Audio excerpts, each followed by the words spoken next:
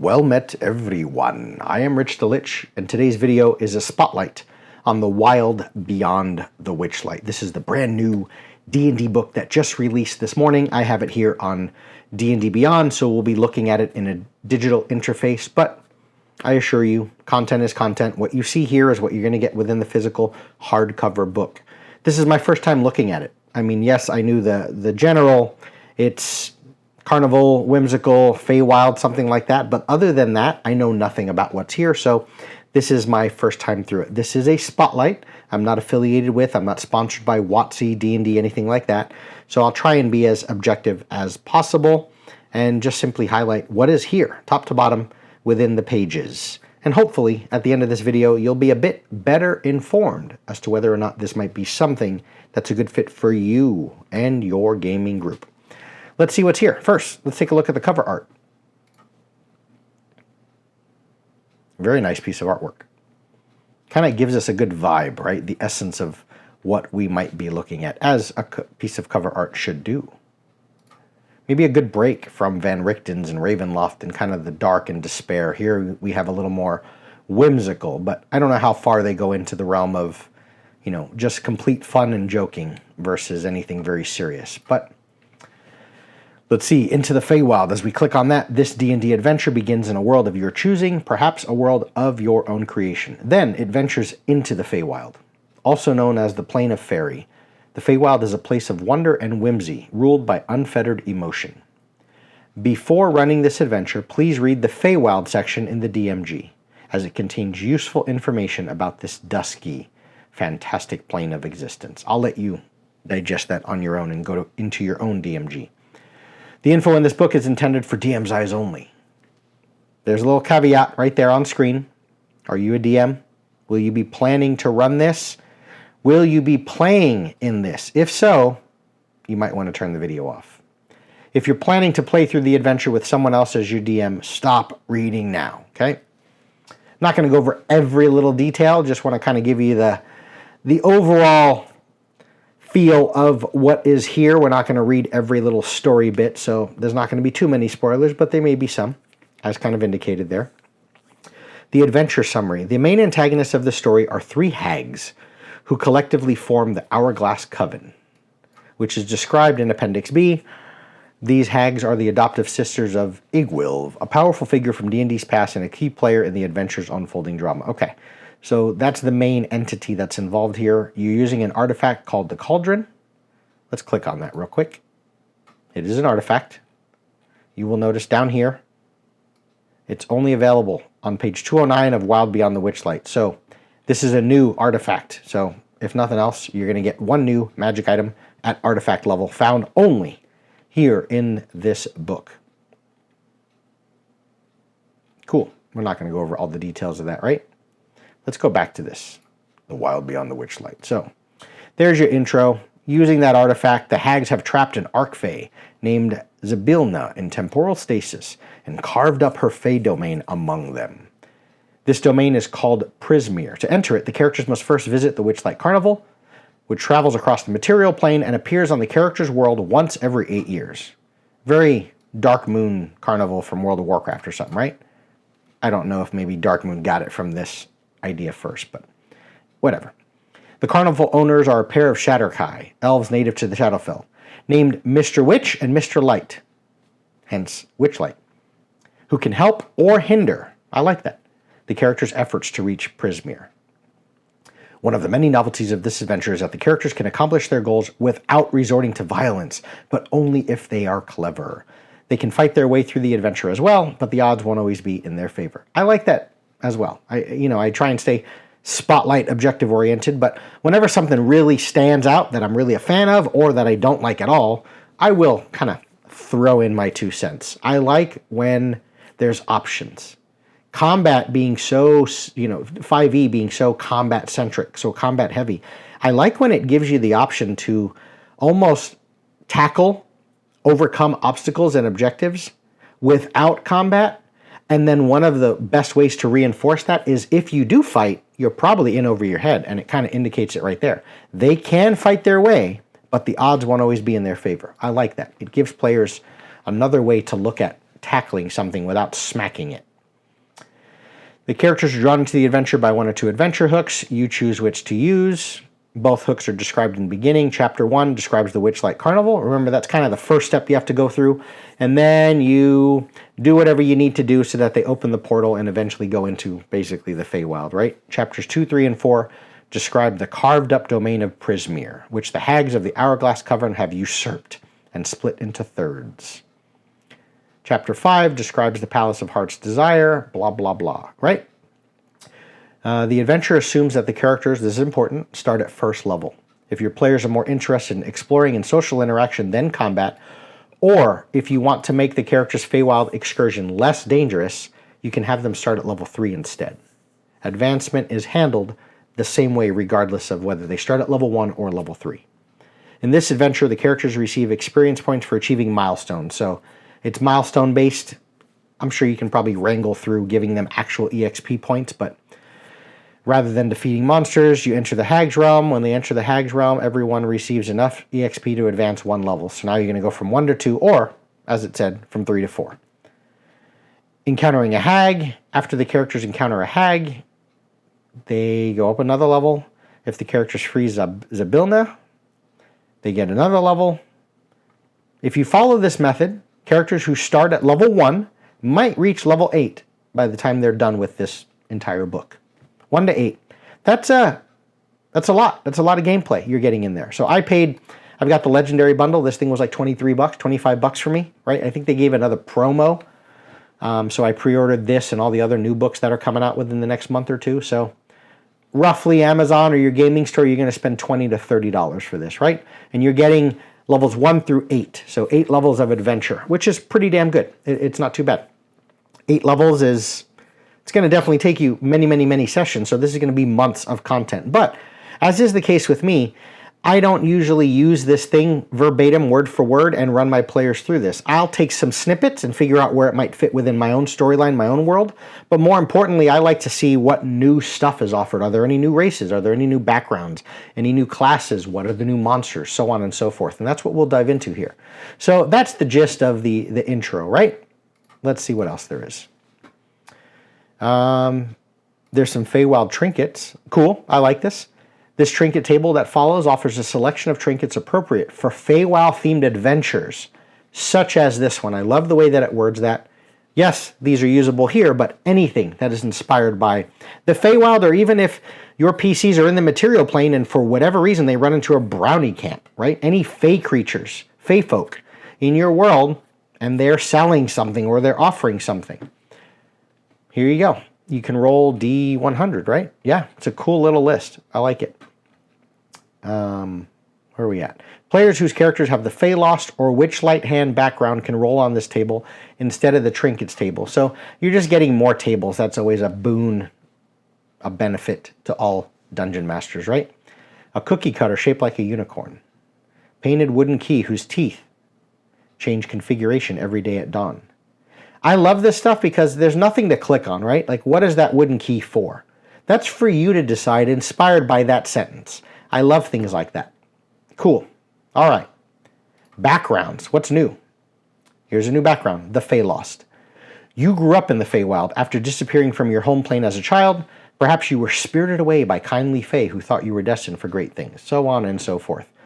You get deception survival skill proficiencies. You get a new musical instrument. You get to speak one of your choice, Elvish, Gnomish, Goblin, or Sylvan.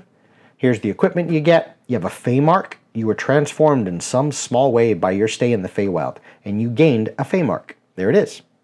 You can roll a d8 or just choose whatever fits best. Of course, you have your normal, your visitors, your different tables that talk about your, the background things, right? I forget what they're called. You know what I mean. So you have the Feylost is one new background. The feature is a Feywild connection. Your mannerisms and knowledge of Fey customs are recognized by natives of the Feywild who see you as one of their own. Oop, that's a cool piece of art.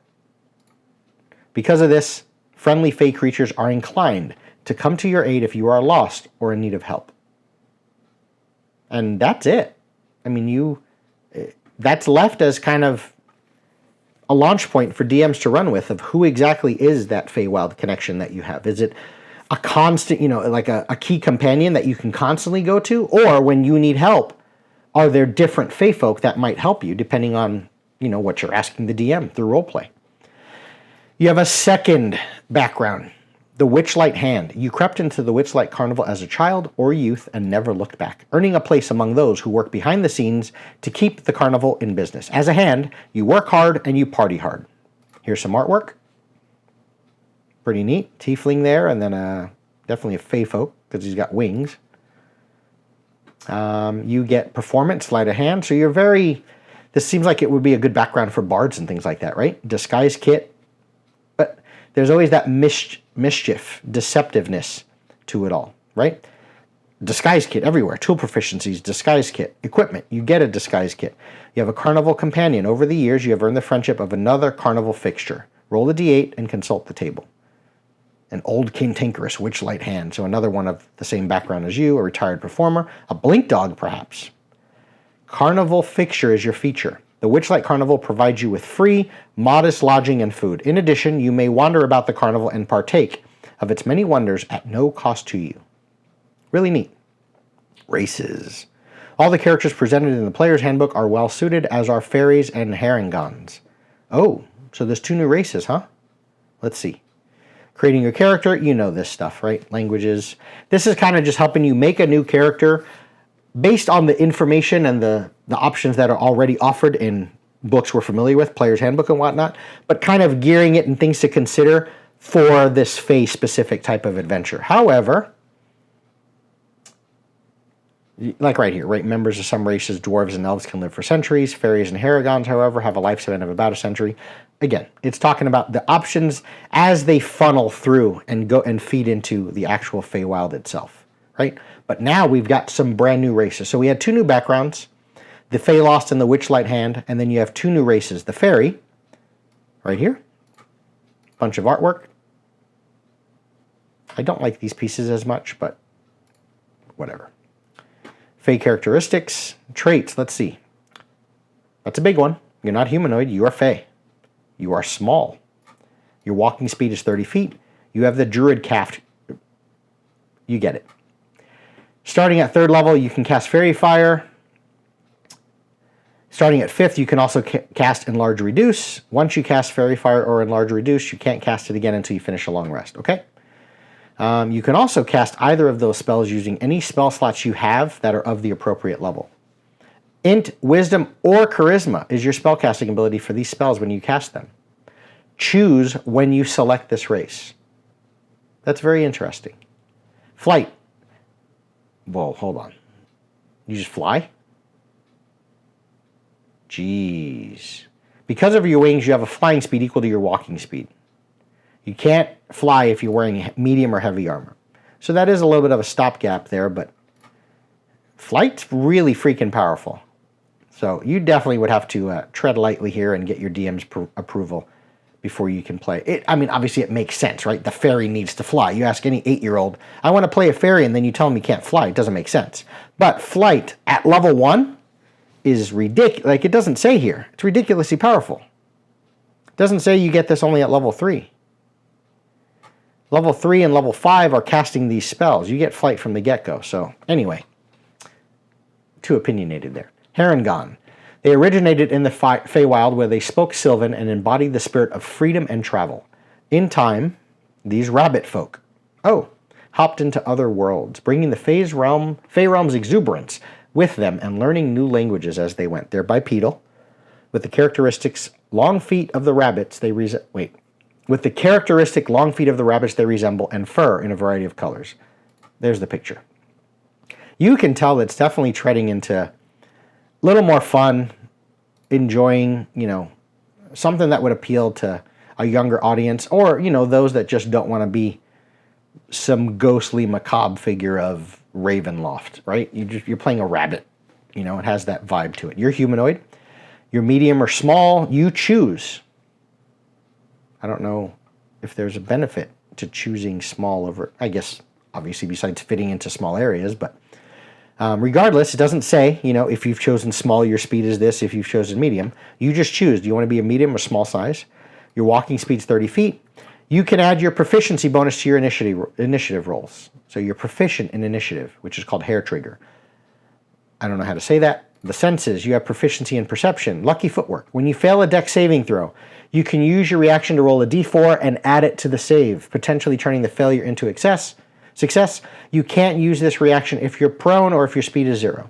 And then you have something called a rabbit hop as a bonus action. You can jump a number of feet equal to 5 times your proficiency bonus without provoking opportunity attacks. So level 1, early levels, your proficiency bonus is 2. So you can jump 10 feet without provoking opportunity attacks. You can use this trait only if your speed is greater than 0. And you only can use it a number of times equal to your proficiency bonus, getting them all back after a long rest. Cool. Let's see. Character traits. As players choose backgrounds for their characters, they can use the following tables to help determine their character's personality traits, ideals, bonds, and flaws. Okay. So that's what I was talking about earlier, which I don't remember what they were called, but you have your different, just like it says there, traits, ideals, bonds, flaws, depending on what background you chose. Okay, and they're more specific, of course, to the Feywild. So you've got 2 new backgrounds and then 2 new races. Beginning the adventure, you've got these 2 hooks, as it mentioned. Remember, you go into the carnival first and wrangle through all of that stuff. It has your typical adventure stuff, right? After the players create their characters, use the following box text to kick off the adventure. You're going to read all of this. Standard fare, right? All the good stuff. Beginning the adventure, lost things, setting the stage, so on. I like a pronunciation guide. That's really good because you're getting some very eclectic, eccentric characters, individuals, Igwilv, right? Entities involved, places. So, I mean, look at this. What the hell is that? Dovergale. Cool. So that's neat. It's a neat little touch. So there you have it. That's what's sort of in the intro. 2 new races, the Fairy and the Harengon, and then the 2 new backgrounds, the Phalos and the Witchlight Hand. Chapter 1 talks about the carnival, everything involved in there. That's a cool piece of artwork. Running this chapter, little bullet points, a map, details, things to digest, look over, blah, blah, blah, right? A new guy, the Mr. Witch. This is only seen first found here in, he looks awesome. Found here in the Feywild book. He's a CR3, so he's just a key NPC, right? I like when they do that, so it's not Forgotten Realmsy where every major NPC that you encounter and have to deal with is always a retired level 20 adventurer. I like that they keep him, you know, he can be killed, but he's very important. He's never without his watch. So there's a new legendary. We'll go over the magic items in a little bit. And then you have Mr. Light. Oh, I love it. I love it. So there he is. You can pause this as you see fit. He's got a magic item, Witchlight hands. Ooh, some more stat blocks. Cool. Nice. I saw Runehammer do something like this. And obviously it's been other places as well. This is gorgeous. I mean, yes, visually, aesthetically, right? The theme is there. I mean, who is the... Does it say who the artist is? This is incredible. Very Disneyland theme park-esque. But I love where it just has these awesome icons, right? Like visual things that stand out. But then as you have these little scrolls with what's here, it's just showing you the interesting points, the mystery mine, the snail racing, the Hall of... This might be the coolest 5e sort of little world setting map I have ever seen. It's incredible. It's beautiful. Obviously, I'm a fan. Yeah, that's awesome. Well done, Wizards. Well done. I'm not going to spend the time to look through it. Look on your own who made the map. And then I'm assuming with all these places, right? The Big Top, the Calliope, the Ticket Booth, Lost Property. Let's see. Ah, right there. Carnival locations. The Ticket Booth. This is what you read. There's so much fuel here. I love it because it's just giving us like a different feel to so much. You know, it's new creatures, which we'll go over in a little bit. to kind of break down exactly how many new monsters or NPCs, things are here. You can ride dragonflies. I mean, that costs 1 ticket. It's just giving us a different vibe and feel than what's already been seen. I love that. And I can easily figure out how I can interject this into my own game as like a little bit of a downtime or just a change in pacing from the dark and desperate and like horrible, harsh and whatnot, as we can have fun at a carnival, but yet there's a lot of intrigue and interest besides just running this as written. I mean, here we go, right? I mean, let's look through. If we just go to the carnival and we're in the locations alone,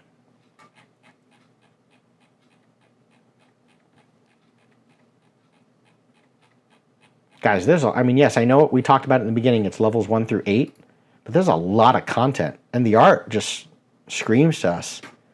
It fits so well. I mean, I look at that picture. What's going on there? I want to read more. You have to outstare the Cyclops. I love it. A gnome poetry contest. Ring top. Fun. Note, I'm smiling. We need that. This day and age, we need this. We need this. Really, really well done. I'm a fan. I'm a fan. So that's chapter 1, right? What's this? When the domain of Prismeer. Okay, now we're getting into hither, thither, and yon. The 3, remember the hag separated it into 3 different areas, so you're getting the 3 areas, their own chapters. So obviously there's a lot of content there. That's an awesome piece of artwork.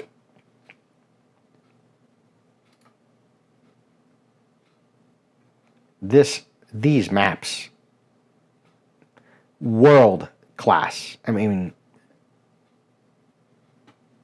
outstanding. I've got a book on my shelf.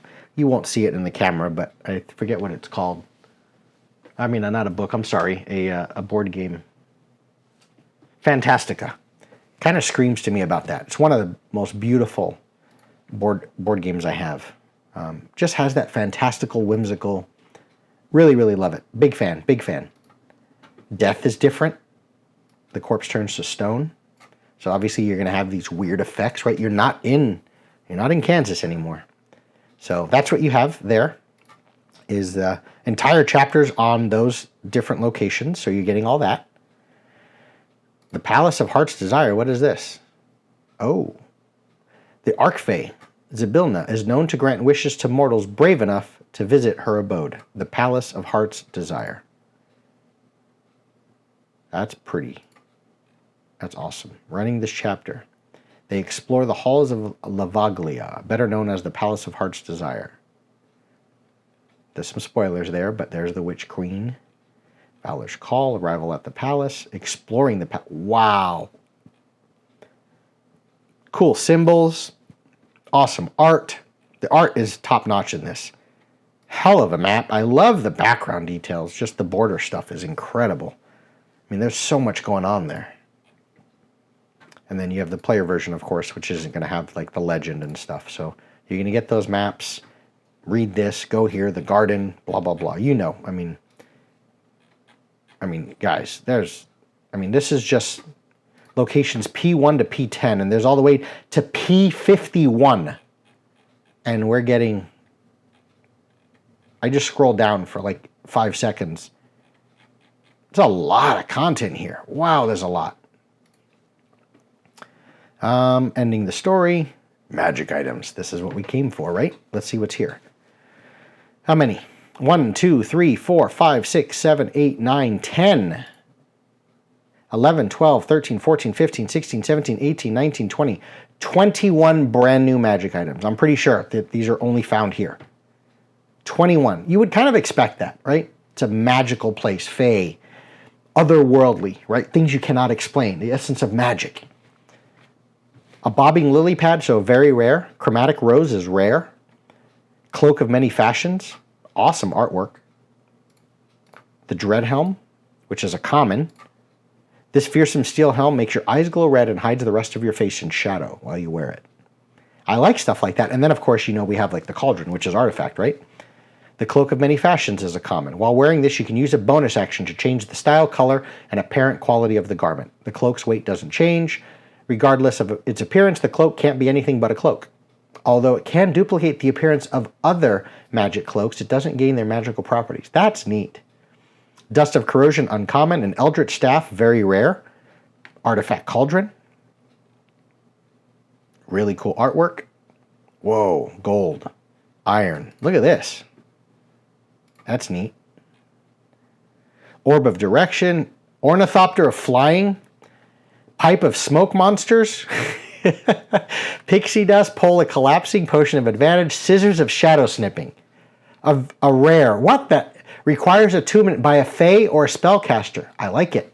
So the new fairy race, right? Because remember the other race, the Witchlight Hand, they were humanoid.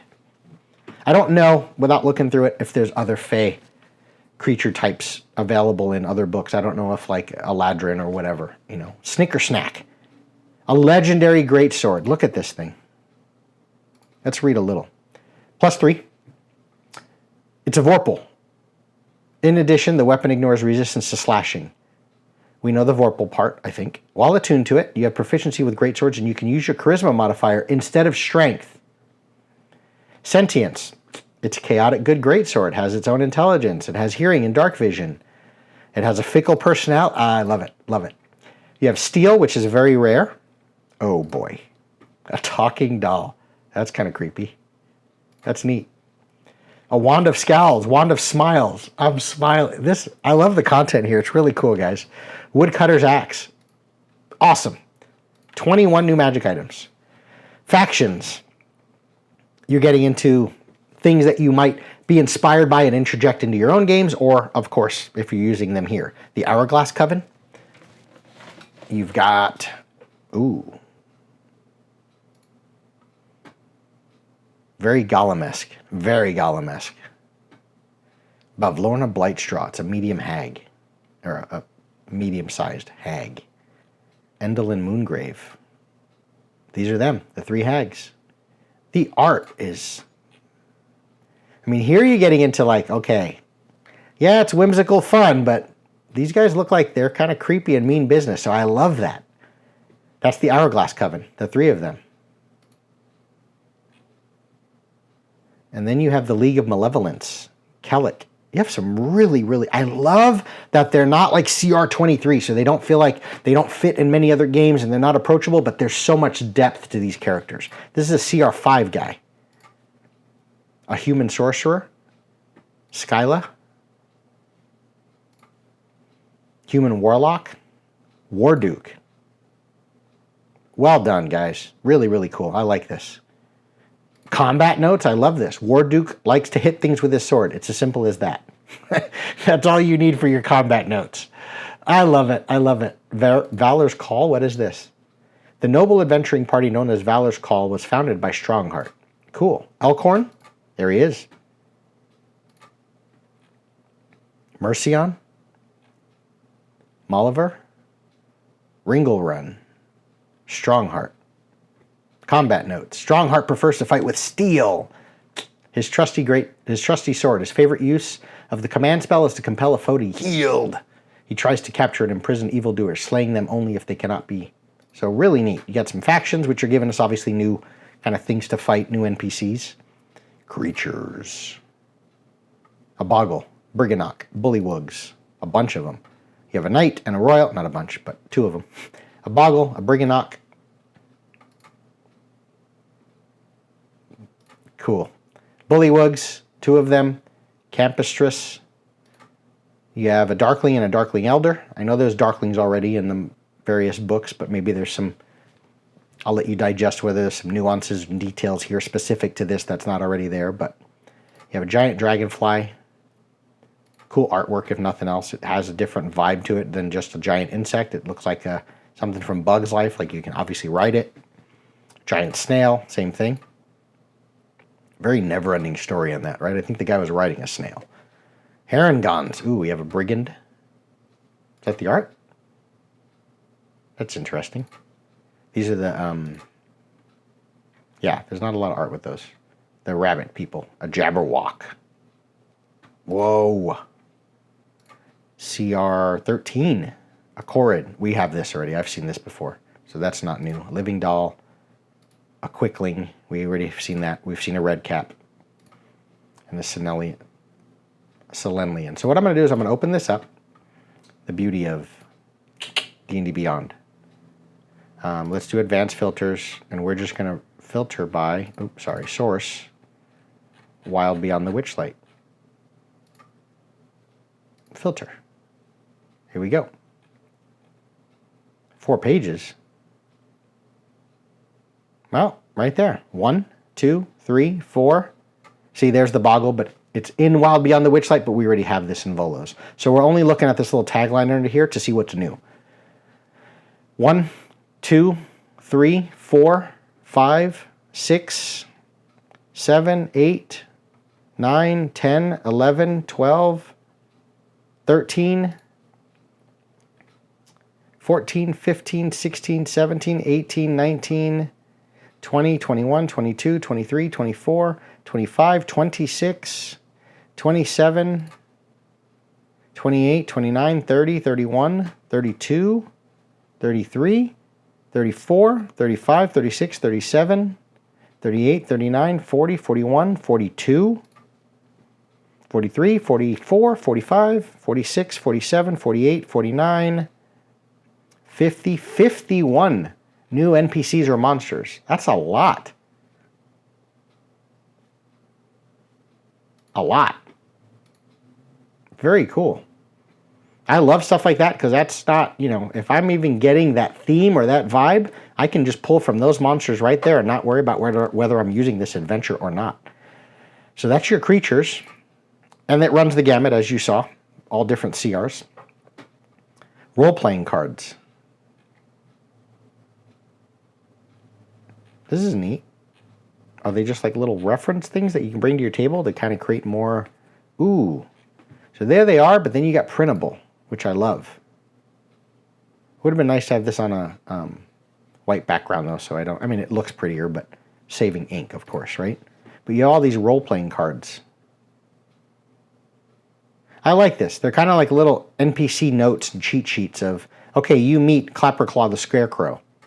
How does he interact with the people? What are his deals, right? Like, what is some launch points that you can use to roleplay this guy? So, really neat. And there's a lot. There's 4, 8, 12, 16, 20, 24, 28, 32. Yeah, really neat. And I like that they did give you kind of laid out already, right? Because I would have just taken those cards and have to lay them out in Photoshop myself. And then in Appendix E, Stage Frights lines. You get an actual play. Did you speak? I thought 'twas the braying of an ass. You dare speak of this rascal? Not even our yugs would dine on this. On the contrary, I acknowledge all your faults. Am I to make pie from these crumbs? My liege, he's dead. You get it. Really neat. So there's a lot there. 2 new races, 2 new backgrounds, no new classes or anything like that. 21 new magic items, which are, a lot of them sound really, really fun. The essence of what's here. 50 new creatures. A lot of adventure, supposedly running you from levels 1 through 8. A lot of inspiration. I think mostly because it's giving us a different theme and vibe and feel than what's been seen a lot in 5e. It's treading into territory that we may have known about for 30 years, the Feywild, but not sure how to wrangle through that. So it's giving us kind of like a new space, a new plane, a new area. Really, really cool. I'm a fan. What's this? Story tracker. Very cool. Some more little things to track. Hence, story tracker. And then credits. Whoever drew the maps, right here, we got to see. Cartographers. One of these two. Stacy or Will. Aha. The alt cover. Hydro 74 makes some, that's an awesome cover. I kind of like the other one. No, I like both. So, there it is. Wild Beyond the Witchlight. That's my spotlight. I am Rich the Lich. I'll see you guys in the next video.